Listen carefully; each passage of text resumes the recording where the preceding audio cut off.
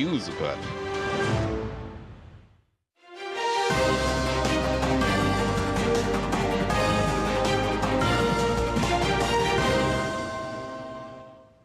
नमस्कार, स्वागत है आपका हमारे इस विशेष बुलेटिन में। मैं हूं रेशमा आपके साथ और मेरे साथ हैं मेरी सहयोगी बीना सिंह। आइए हेडलाइंस पर नजर डालते हैं। प्रधानमंत्री का दिल्ली को 12,200 करोड़ से अधिक की परियोजनाओं का उपहार। साहिबाबाद और न्यू अशोकनगर के बीच नमो भारत कॉरिडोर का उद्घाटन। मेट्रो रेल परियोजनाओं का भी शुभारंभ और शिलान्यास।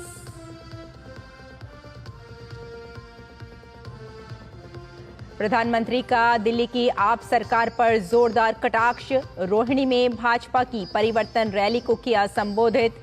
कहा, हार सामने देखकर बौखला रहे हैं आपदा वाले।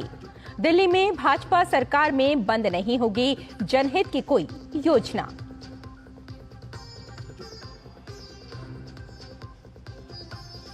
केजरीवाल के शीश महल पर फिर गरमाई राजनीति। रातों रात कई गुना लागत बढ़ने के खुलासे के बाद घिरी आप। पीएम ने साधा निशाना। कहा, महामारी के बीच शीश महल पर था इनका ध्यान।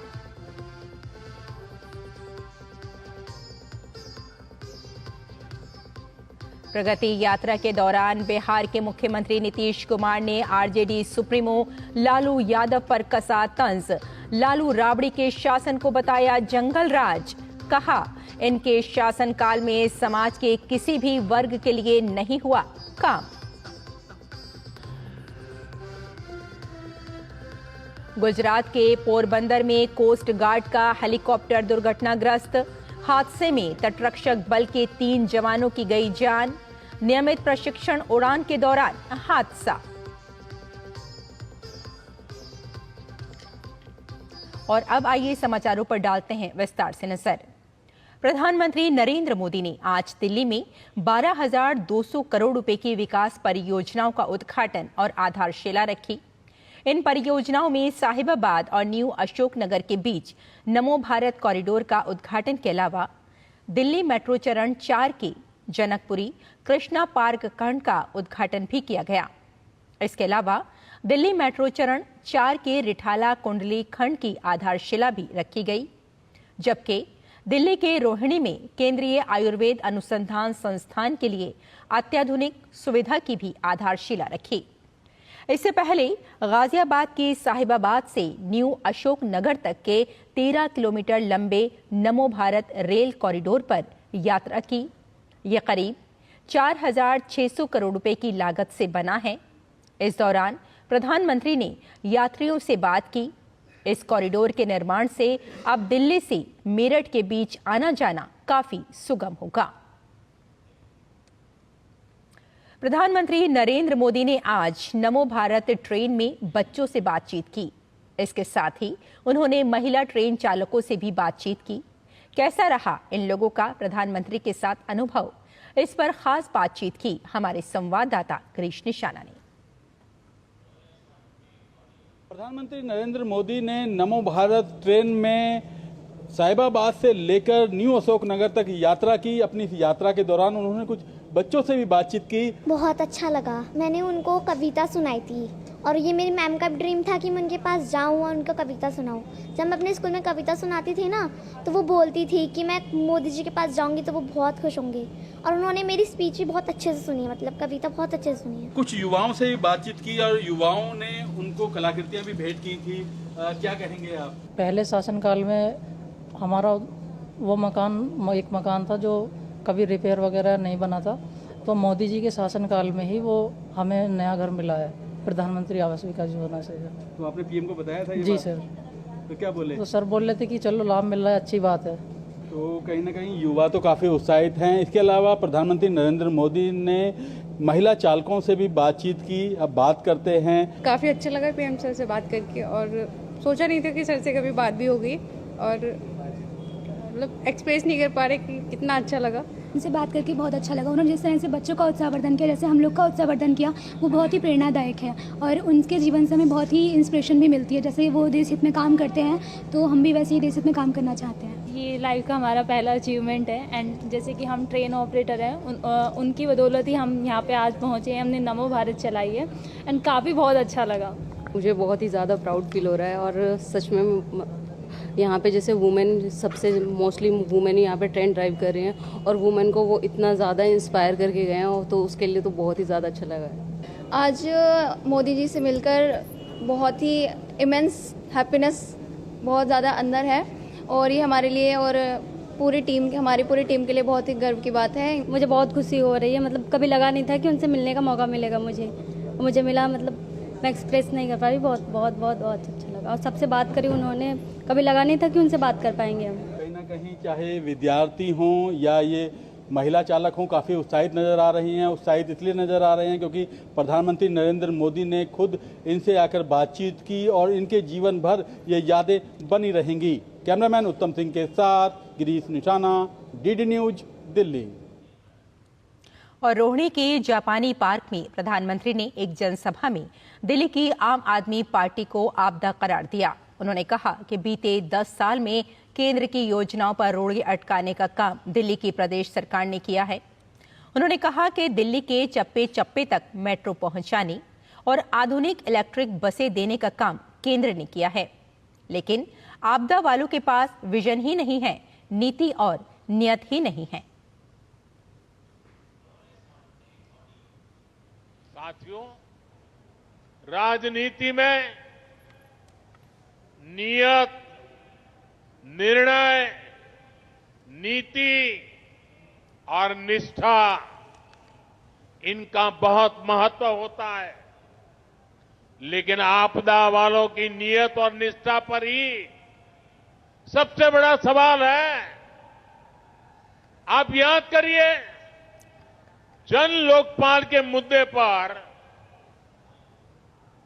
इस पार्टी का जन्म हुआ।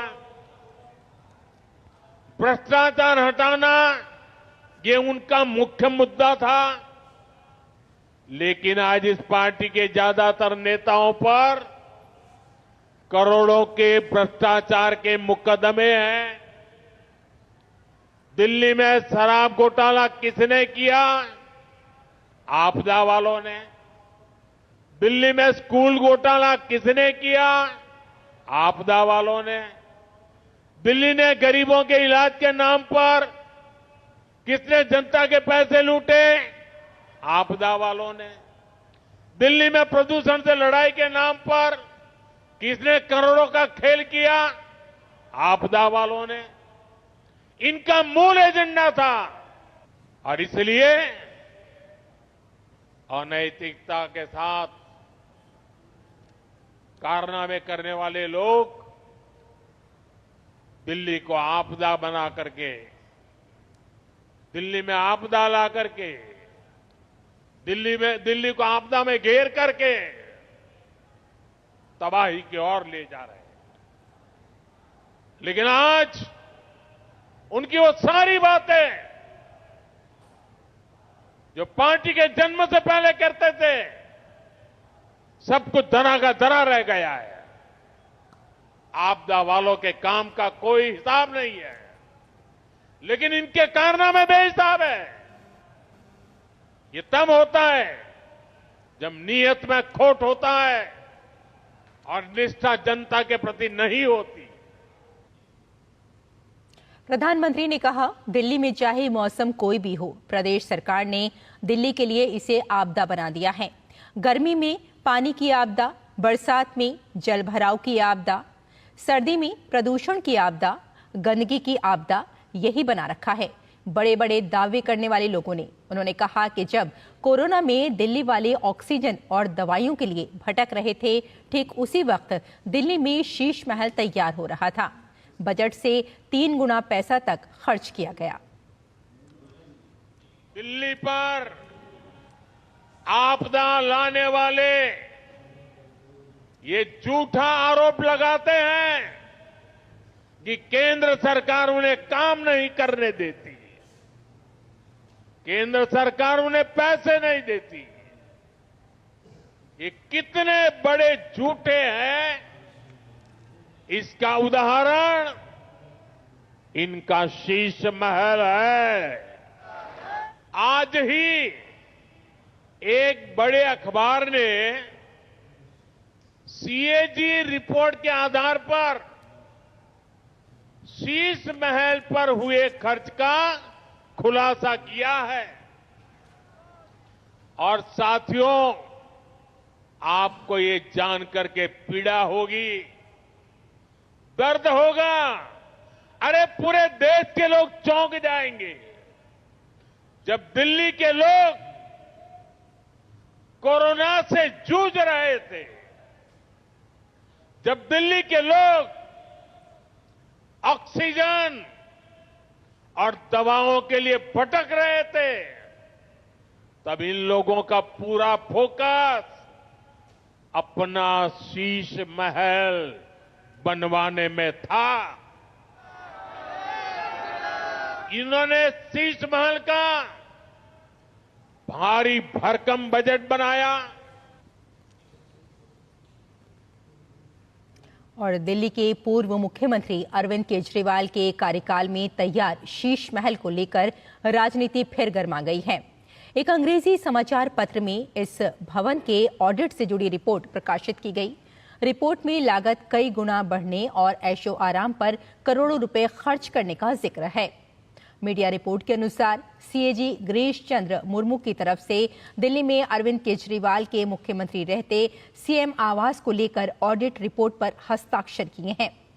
रिपोर्ट में सीएम आवास पर तय लागत से 3 गुना अधिक रकम 33 करोड़ रुपए खर्च करने का जिक्र है। तत्कालीन मुख्यमंत्री अरविंद केजरीवाल के लिए रेनोवेट हुए आवास का काम लोक निर्माण विभाग द्वारा किया गया था। ऑडिट रिपोर्ट के अनुसार शुरू में इस रेनोवेशन की लागत 7.91 करोड़ रुपए बताई गई थी, लेकिन बाद में 2020 में करीब 8.62 करोड़ रुपए का बजट आवंटित किया गया। लेकिन 2022 में जब इसे पूरा किया गया तो इसकी कुल लागत 33.66 करोड़ रुपए थी। रिपोर्ट के अनुसार 96 लाख रुपए के पर्दे, किचन इक्विपमेंट 39 लाख रुपए, टीवी कंसोल के लिए 20.34 लाख रुपए, ट्रेडमिल और जिम इक्विपमेंट के लिए 18.52 लाख रुपए, रेशम कारपेट के लिए 16.27 लाख रुपए, मिनी बार के लिए 4.80 लाख रुपए, दीवारों के लिए संगमरमर के पत्थर के लिए 20 लाख रुपए आवंटित हुए थे। हालांकि इसकी लागत 66.89 लाख रुपए तक पहुंच गई। ऑडिट रिपोर्ट में मुख्यमंत्री के आवास से जुड़े स्टाफ ब्लॉक और कैंप कार्यालय के निर्माण के लिए भी 3.86 करोड़ रुपए खर्च हुए। दिल्ली भाजपा प्रदेश अध्यक्ष वीरेंद्र सचदेवा ने पूर्व मुख्यमंत्री अरविंद केजरीवाल पर निशाना साधा है। उन्होंने कहा कि सीएम आवास को लेकर ऑडिट रिपोर्ट में तय लागत से 3 गुना से अधिक रकम लगभग 33 करोड़ रुपए खर्च करने का जिक्र है। अभी कुछ खर्चे ऐसे हैं जो छुपाए गए हैं। ये 70 से 80 करोड़ का मामला है जो केजरीवाल ने अपने ऐशो आराम के लिए दिल्ली की जनता के टैक्स का पैसा लूटकर अपने ऊपर लगाया है। दिल्ली में जो अरविंद केजरीवाल ने भ्रष्टाचार के पैसे से शीश महल बनाया है, अपनी अय्याशी पे जो पैसा खर्च किया है वो दिल्ली के जनता का टैक्स का पैसा था। आज जो ऑडिट रिपोर्ट आई है ये अभी पूरी नहीं है। 33 करोड़ की संभावना बताई गई है। अभी कुछ खर्चे ऐसे हैं जो छुपाए गए हैं और जैसे जैसे वो खुलासे होंगे ये 70 से 80 करोड़ का मामला है जो अरविंद केजरीवाल ने अपने ऐशो आराम के लिए दिल्ली के टैक्स पेयर का पैसा लूट के लगाया है। तो दिल्ली वालों को अब सोचना पड़ेगा कि एक आपदा सरकार जिसने आपदा के समय दिल्ली को आपदा में डाला है और कैसे दिल्ली को लूटने का काम किया है, ये खुलासे जैसे जैसे खुलेंगे इन भ्रष्टाचारियों का नंगा चेहरा सामने आएगा। भाजपा प्रवक्ता शहजाद पूनावाला ने आम आदमी पार्टी नेता अरविंद केजरीवाल से सवाल करते हुए कहा कि दिल्ली सरकार सीएजी की रिपोर्ट को विधानसभा में पेश होने के लिए क्यों रोक रही है। शीश महल तो भ्रष्टाचार का महल है ही। अब सवाल ये बनता है ये केवल शीश महल के रेनोवेशन का नहीं था, सवाल था मानसिकता के रेनोवेशन का। जो स्वराज की बात करते थे शराब पे आ गए, जो छोटे घर में रहने की कस्में खाते थे वो शीश महल में रहने लगे। जिन लोगों ने कहा था कि भ्रष्टाचार पर कॉम्प्रोमाइज नहीं करेंगे, वो लालू प्रसाद यादव के साथ आ गए। अन्ना को छोड़कर लालू पे आ गए, झाड़ू से दारू पर चले गए। और आज इसीलिए शीश महल में जो अंदर था वो दिखाने के लिए तैयार नहीं थे केजरीवाल, और ना रिपोर्ट टेबल होने दे रहे केजरीवाल और आम आदमी पार्टी। दिल्ली विधानसभा चुनाव के अधिसूचना जारी होने के अब कुछ ही दिन रह गए हैं। सभी पार्टियों ने चुनाव में बेहतर प्रदर्शन करने के लिए कमर कस ली है। दिल्ली विधानसभा चुनाव के लिए भारतीय जनता पार्टी ने सॉन्ग जारी किया है, जिसमें दिल्ली सरकार के झूठे वादों और परिवर्तन पर फोकस किया गया है।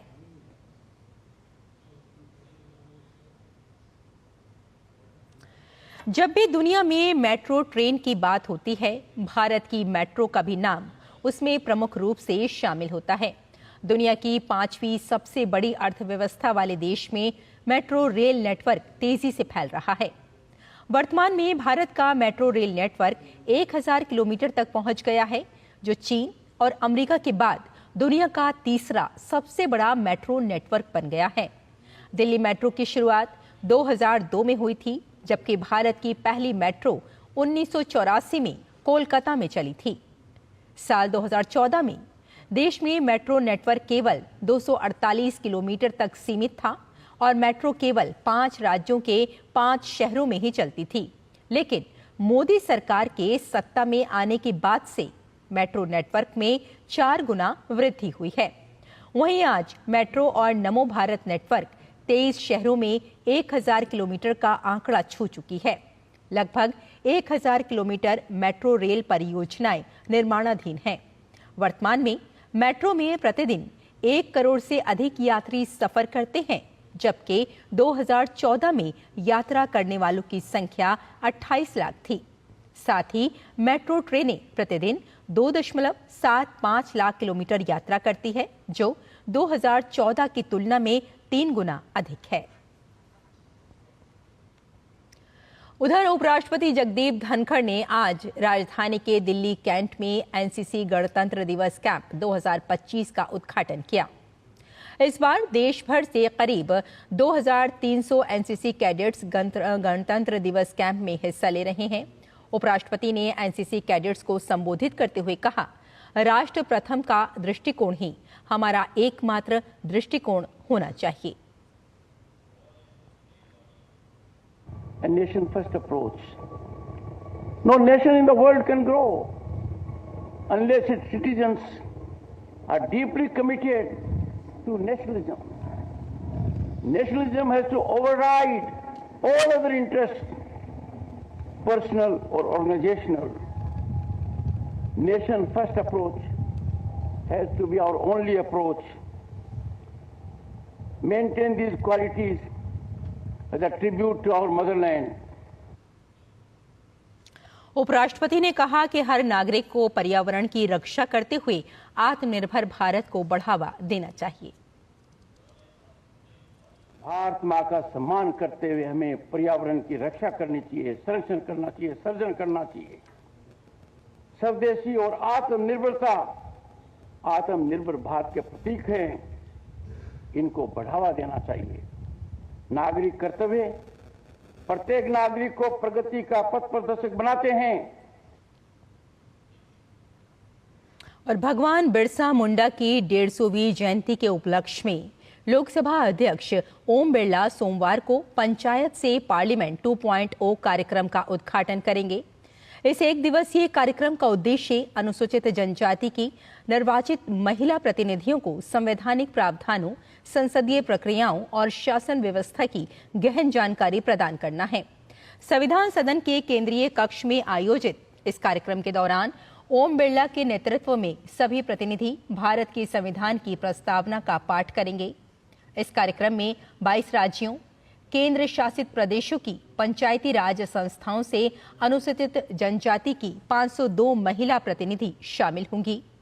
केंद्रीय महिला एवं बाल विकास मंत्री अन्नपूर्णा देवी, राष्ट्रीय महिला आयोग की अध्यक्ष विजया राहटकर और अन्य गणमान्य व्यक्ति इस अवसर पर उपस्थित रहेंगे। इस कार्यक्रम में कार्यशाला और सत्र आयोजित किए जाएंगे तथा प्रतिभागियों को नए संसद भवन, संविधान सदन, प्रधानमंत्री संग्रहालय और राष्ट्रपति भवन ले जाया जाएगा ताकि उन्हें भारत की विधायी प्रक्रिया और लोकतांत्रिक संस्थाओं के कामकाज की गहन जानकारी प्राप्त हो।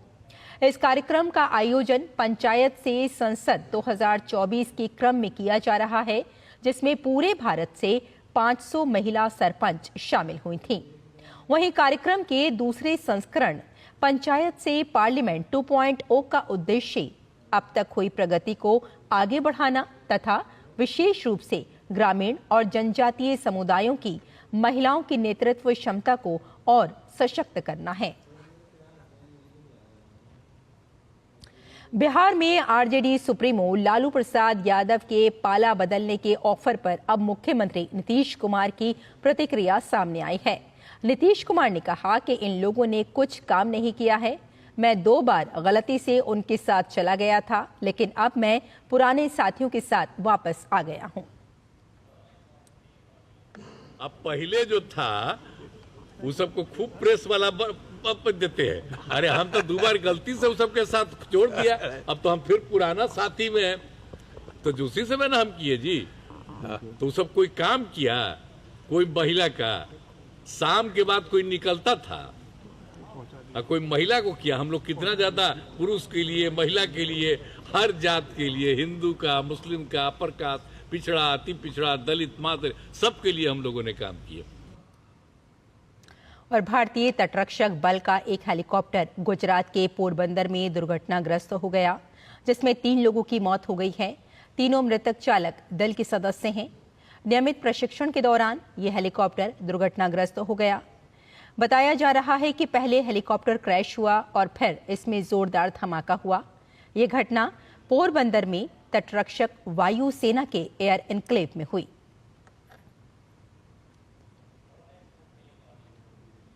पोरबंदर एयरपोर्ट पे आज दोपहर 12:10 पे इंडियन कोस्ट गार्ड का एक एडवांस लाइट हेलीकॉप्टर जो लैंडिंग कर रहा था, वो लैंडिंग के टाइम पे ये हेलीकॉप्टर क्रैश हुआ। उस टाइम पे चॉपर में 3 क्रू मेंबर्स मौजूद थे। तीनों को रेस्क्यू करके पोरबंदर की हॉस्पिटल में लाया गया, लेकिन अनफॉर्चुनेटली इस दुखद घटना में तीनों जवानों की डेथ हुई है। और खेल की खबरों में सिडनी टेस्ट में ऑस्ट्रेलिया ने भारत को 6 विकेट से हरा दिया है। भारत द्वारा दिए गए 162 रन के लक्ष्य को ऑस्ट्रेलिया ने 4 विकेट खोकर हासिल कर लिया। इस जीत के साथ ऑस्ट्रेलिया ने भारत को 5 मैच की सीरीज में 3-1 से हरा दिया। वहीं इस जीत के साथ ऑस्ट्रेलिया ने 10 साल बाद बॉर्डर गावस्कर ट्रॉफी पर कब्जा कर लिया। वहीं ऑस्ट्रेलिया ने लगातार दूसरी बार विश्व टेस्ट चैंपियनशिप के फाइनल में जगह बना ली है, जहां उसका सामना दक्षिण अफ्रीका से होगा।